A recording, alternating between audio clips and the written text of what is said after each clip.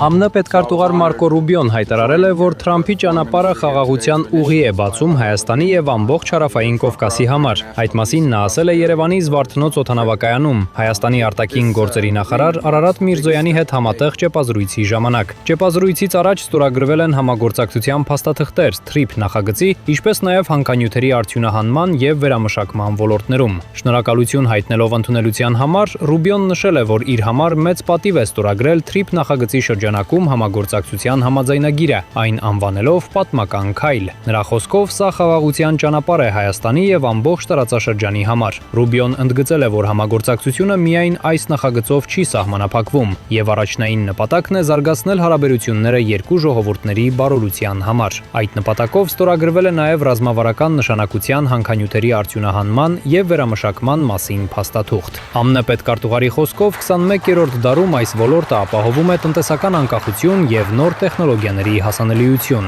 Նա հավելել է, որ ԱՄՆ եւ Հայաստանը պատրաստ են համատեղ աշխատել, որպեսզի երկու երկրների տնտեսություններն ունենան հուսալի հասանելիություն հանքանյութերին։ Ռուբիոն նաեւ նշել է, որ հայկական թիմի գործունեությունը ճանապարհ է բացում Հայաստանի ավելի լավ ապագայի համար։ Մենք ուրախ ենք աջակցել այդ գործընթացին եւ պատրաստ ենք աշխատել հանուն ապագայի։ Հպարտ ենք դրա մի մասը լինելու համար եւ պատրաստ ենք միասին անել ավելին, հայտարարել է Ռուբիոն։